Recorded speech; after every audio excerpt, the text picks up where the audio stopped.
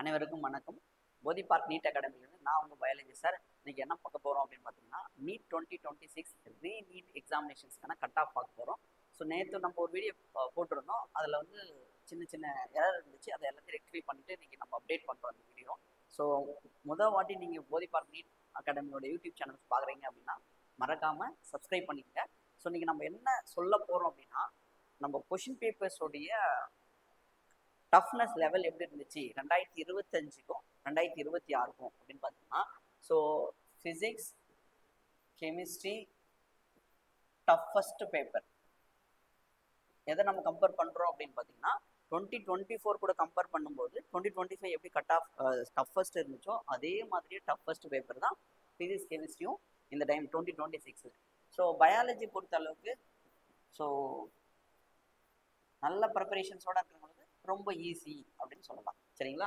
Right. So இப்போ இந்த overall question பேப்பருடைய toughness level எப்படி இருக்குது அப்படின்னு பார்த்தோம்னா, மாட்ரேட் டு டஃப் அந்த ரேஞ்சு நம்ம சொல்லலாம். ஏன்னா பயாலஜி ஒரு ரொம்ப ஈஸியாக இருந்ததுனால ஸோ ஒரு 10 to 15 மார்க்ஸுக்கு வந்து பூஸ்ட் அப் பண்ணி ஸோ நிறைய ஸ்டூடெண்ட்ஸ் வந்து 350+ அப்படின்னு எடுக்கிறதுக்கான சான்சஸ் அதிகமாக இருக்கிறது. ஸோ அது மட்டும் இல்லாமல் நம்ம கெமிஸ்ட்ரி வந்து இப்போ ஒரு பெரிய ரோல் பண்ணுது. அது மட்டும் இல்லாமல் ஃபிசிக்ஸுமே பெரிய ரோல் பண்ணுது. என்னன்னா, ஸோ ஃபிசிக்ஸ் வைஸ் பார்த்தோம்னா கொஷின்ஸ் பேப்பர்ஸோடைய லெவல் எப்படி இருக்குது அப்படின்னு பார்த்தீங்கன்னா, ரொம்ப லென்த்தாக கொஷின் வச்சுருந்தாங்க.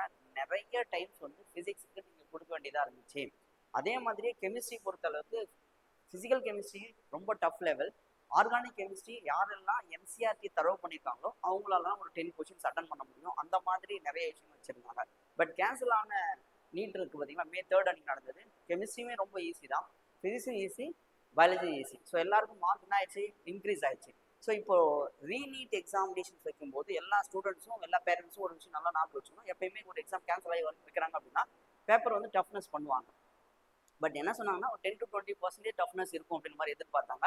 பட் பயாலஜியை அவங்க அன்எக்ஸ்பெக்டடாக என்ன பண்ணிட்டாங்கன்னா ரொம்பவே ஈஸியாக வச்சுட்டாங்க. பட் கெமிஸ்ட்ரியும் ஃபிசிக்ஸும் டைட் பண்ணிட்டாங்க. ஸோ இப்போது ஸ்டூடெண்ட்ஸோடைய மைண்ட்ஸும் சரி, பேரண்ட்ஸோடைய மைண்ட்ஸும் சரி, நம்ம லாஸ்ட் டைம் இவ்வளோ மார்க் எடுத்தோம், நமக்கு சீட் கிடைச்சிடும் அப்படின்னு நம்பிக்கையில் இருந்தோம். இப்போ இவ்வளோ மார்க் குறைஞ்சிருக்கே, 50 to 80 மார்க்ஸ் வந்து இண்டிவிஜுவலாக குறைஞ்சிருக்கே, ஸோ நமக்கு சீட் கிடைக்குமா கிடைக்காதா அப்படின்னு யோசிச்சுட்டு இருக்கோம். எல்லாருமே ஒரு விஷயம் நல்லா சொல்கிற பாருங்க, எப்பயுமே நீங்கள் நீட்டு கவுன்சிலிங் அப்ளை பண்ணுறீங்க, நீட்டுக்கோசரம் ப்ரிப்பேர் பண்ணுறீங்க, மார்க் வேணும் அப்படின்னா நீங்கள் ஒரு விஷயம் நல்லா புரிஞ்சுங்க.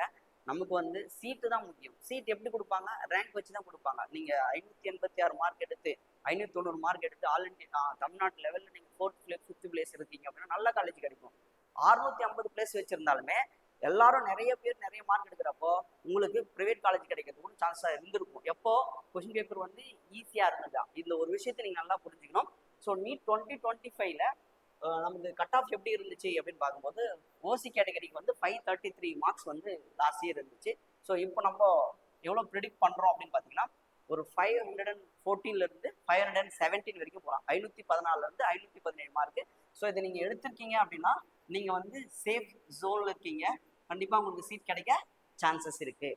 ஸோ அதே மாதிரியே பிசி பொறுத்த அளவுக்கு லாஸ்ட் டைம் வந்து 506 வரைக்கும் சீட் கிடைச்சிது. ஸோ இந்த டைம் வந்து 491லேருந்து 500 வரைக்கும் ஆல்மோஸ்ட் நம்ம என்ன பண்ணுறோம் அப்படின்னா ஒரு 15 மார்க்ஸ் 3 கொஷின்ஸ் வந்து நம்ம குறைக்கிறோம். ஏன் அப்படின்னா ஃபிசிக்ஸ்லையும் டஃப், கெமிஸ்ட்ரிலையும் டஃப்னும் போது 2025 பேப்பர்ஸ் வந்து எப்பயுமே இல்லாத அளவுக்கு ரொம்ப டஃப்ல இது பண்ணியிருந்தாங்க. பயாலஜி ரொம்ப நேரம் எடுத்துக்கிச்சு. ஸோ இப்போ என்ன ஆயிடுச்சு அப்படின்னா, நீங்கள் பயாலஜி 1/2 hour 45 minutesல முடிச்சிருந்தாலும் கெமிஸ்ட்ரியை முடிச்சுட்டு நீங்கள் போகிறதுக்குள்ள டைம் ஆகிருக்கும். அது மட்டும் இல்லாமல் நிறைய லென்த்தி வைஸ் கொஸ்டின்ஸ் இருக்கிறதுனால ஃபிசிக்ஸில் மார்க்ஸ் ஸ்கோர் பண்ணுறது கொஞ்சம் ஒரு பெரிய ட்ராபேக்காக தான் இருந்திருக்கும். ஸோ பிசிஎம் அவங்களுக்கு வந்து லாஸ்ட் டைம் 502க்கு வந்து கிடச்சிருக்கு 92.5ல. இப்போ வந்து 485லேருந்து 491 வரைக்கும் இருக்காங்க அப்படின்னா அவங்களுக்கு சீட் கிடைக்க சான்சஸ் இருக்குது. ஸோ எம்பிசியை பொறுத்தளவுக்கு 494 வந்து லாஸ்ட் இயர் கட் ஆஃபாக இருந்துச்சு. இப்போ வந்து 474லேருந்து 479க்குள்ளே சீட் கிடைக்க சான்சஸ் இருக்குது. ஸோ எஸ்சி கேட்டகரியில் ப்ளஸ் எஸ்சிஏ எஸ்டியில் அப்படின்னு பார்க்கும்போது எந்த விதமான சேஞ்சஸும் இருக்க சான்சஸ் இல்லை. அரௌண்ட் நீங்கள் 434 எடுத்திருக்கீங்க, 396 எடுத்திருக்கீங்க, 397 எடுத்திருக்கீங்க அப்படின்னா உங்களுக்கு கண்டிப்பாக சீட் கிடைக்க சான்சஸ் இருக்குது. சரி, இந்த கட் ஆஃப்ன்றது ஃபர்ஸ்ட் ரவுண்டா, செகண்ட் ரவுண்டா, தேர்ட் ரவுண்டா, கவர்மெண்ட்டா, ப்ரைவேட்டான்னு கேட்டிங்கன்னா எல்லாத்தையும் சேர்த்து தான். ஸோ நம்மகிட்ட வந்து 36 கவர்மெண்ட் காலேஜஸ் இருக்குது, plus 22 self finance college private colleges இருக்குது. ஸோ ஒரு செமி கவர்மெண்ட் காலேஜஸ் இருக்குது. அதுக்கப்புறமா டீம்டு யூனிவர்சிட்டி ஒரு 4 இருக்குது. யூனிவர்சிட்டிஸ் ப்ரைவேட் யூனிவர்சிட்டிஸ் வந்து ஒரு 4 இருக்குது. ஸோ இது எல்லாத்தையும் சேர்த்து தமிழ்நாட்டில் இருக்கிற எல்லா காலேஜஸ், எல்லா யூனிவர்சிட்டிஸ், எல்லா கவர்மெண்ட் காலேஜஸ் சேர்த்து தான் நம்ம சொல்லியிருக்கோம். ஸோ இந்த மார்க்குக்கு மேலே நீங்கள் எடுத்திருந்தீங்க அப்படின்னா சேஃப் ஜோனில் இருக்கீங்க. ஸோ இதில் ப்ளஸ் ஆர் மைனஸ் வரலாம். இதை நம்ம அக்யூரேட்டாக சொல்லணும் அப்படின்னா எது வரைக்கும் வெயிட் பண்ணணும் அப்படின்னு பார்த்தீங்கன்னா நமக்கு ரிசல்ட் அனௌன்ஸ் பண்ணணும், சரிங்களா? ஸோ விரைவில் ரிசல்ட் வரும்போது ஒரு 10 to 15 டேஸில் வந்து நமக்கு வந்து ஒரு டென்டேட்டிவ் ஆன்சருக்கு ரிலீஸ் பண்ண போகிறாங்க. ரிலீஸ் பண்ணதுக்கு அப்புறமா நம்ம கொரிஸ்லாம் நம்ம ரைஸ் பண்ண போகிறோம், சரிங்களா? ஸோ அதுக்கப்புறமா ஒரு 5 to 10 டேஸில் திரும்பவும் நமக்கு என்ன வரதுக்கு சான்சஸ் இருக்குன்னா ரிசல்ட் வரதுக்கான சான்சஸ் அதிகமாக இருக்குது. ஏன்னா கவுன்சிலிங் நடத்தணும், ப்ளஸ் வந்து காலேஜ் ஸ்டார்ட் பண்ணணும் அப்படின்னும் போது விரைவாக நமக்கு ரிசல்ட் வரதுக்கு நம்ம எக்ஸ்பெக்டேஷன்ஸ் பண்ணிட்டு இருக்கோம். ஸோ இது வந்து 92.5. அடுத்தது வந்து 7.5க்கு நம்ம பார்த்தோம் அப்படின்னு பார்த்தீங்கன்னா, ஸோ லாஸ்ட் இயர் கட் ஆஃபை விட எதர் ஒரு 5 மார்க்ஸ் 10 மார்க்ஸ் கூடலாம். ஏன் அப்படின்னா நிறைய ஸ்டூடெண்ட்ஸ் வந்து பயாலஜியும் கெமிஸ்ட்ரியும் தான் அதில் வந்து ப்ரிப்பரேஷன்ஸ் நல்லா பண்ணுவாங்க. 7.5ல இருக்கிறவங்களுக்கு ஃபிசிக்ஸ் போகணும் அப்படின்ற ஒரு எண்ணம் வராது. ஏன்னா 500 520 எடுத்தால் போதும் அப்படின்னு ஒரு ஒரு பேக்ரவுண்ட்லேருந்து வர பிள்ளைங்க டெஃபினெட்லி என்ன பண்ணுவாங்க அப்படின்னா பயாலஜி தரவு பண்ணுவாங்க, அடுத்தது கெமிஸ்ட்ரியில போவாங்க. ஸோ பயாலஜி ஈஸியாக இருந்ததுனால they can secure that good marks. So 320 310 அப்படின்னு ஈஸியாக எடுத்துருவாங்க. ஸோ கெமிஸ்ட்ரி வயசுமே கொஞ்சம் நல்லா தரவு பண்ணி வச்சுருக்கவங்களுக்கு நல்ல மார்க் வரதுக்குன்னா சான்சஸ் இருக்குது, ரைட்? ஸோ லாஸ்ட் டைம் வந்து ஜென்ரல் கேட்டகரிக்கு வந்து 433 மார்க்ஸாக இருந்துச்சு. ஸோ இப்போ வந்து ஒரு 7 மார்க்ஸ் ஆட் ஆகலாம். 440 வரைக்கும் மார்க் வந்து சீட் கிடைக்க சான்சஸ் இருக்குது. இது கட் ஆஃபாக இருக்க சான்சஸ் இருக்குது.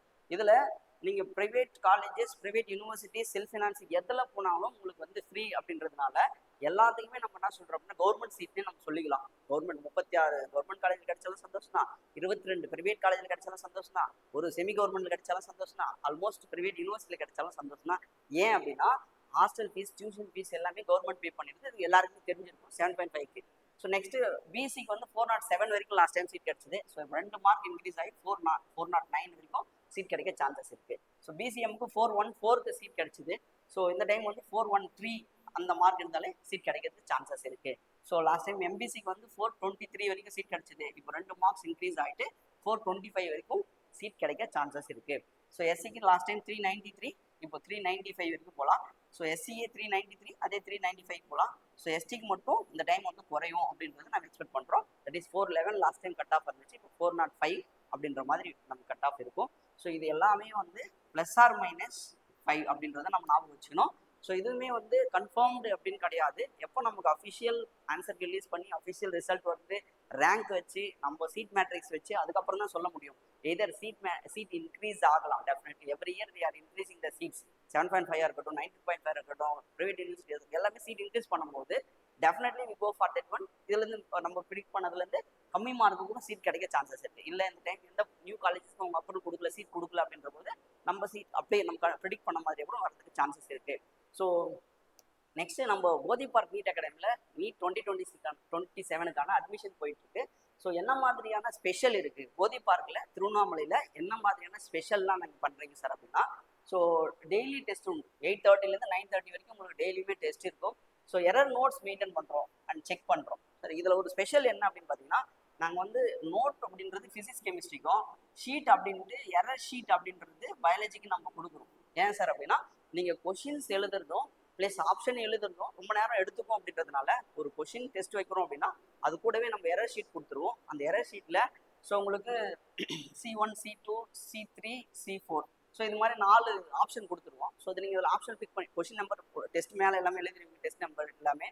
ஸோ கீழே வந்து கொஷின் நம்பர் எழுத போகிறீங்க. கொஷின் நம்பருக்கான சோர்ஸ் வந்து எங்கே இருக்க போகுது, கொஷின் பேப்பரில் இருக்க போகுது. ஸோ ஒரு 22 கொஷின்ஸுக்கு வந்து நீங்கள் வந்து கான்செப்ட் சரியாக புரியாமல் இருக்கீங்க அப்படின்னா C1 போட்டுட்டு ஸோ நீங்கள் என்ன ஆன்சர் பிக் பண்ணீங்களோ அந்த ஆன்சர் எழுதிட்டு ரைட்டான ஆன்சர் எழுதினோம். இது கன்சர்ன் ஃபேக்கல்ட்டி கிட்ட நீங்கள் வெரிஃபை பண்ணிட்டீங்களா அப்படின்றதுக்கு ஒரு பாக்ஸ் கொடுத்துருப்போம். அதில் வந்து டிக் பண்ணணும். எப்போ டிக் பண்ணணும் அப்படின்னா நீங்கள் டவுட் கிளாரிஃபை பண்ணதுக்கு அப்புறம் தான் டிக் பண்ணணும். ஸோ இந்த மாதிரி பண்ணியிருக்காங்களா அப்படின்றத ஃபேக்கல்ட்டிஸ் வந்து என்ன பண்ணுவாங்கன்னா டெய்லி உங்களுக்கு வந்து செக் பண்ணி சைன் பண்ணுவாங்க. இது பயாலஜிக்கான ஸ்பெஷல். கெமிஸ்ட்ரி நோட் நம்ம ஃபுல் தரவு பண்ணி நோட் கொடுத்துருவாங்க. ஸோ கொஷின் எழுதணும், கொஷின் எழுதி அது ஆப்ஷன் எழுதணும், ஆப்ஷன் எழுதிட்டு அது என்ன எரர் அப்படின்றத தெளிவாக மென்ஷன் பண்ணணும்.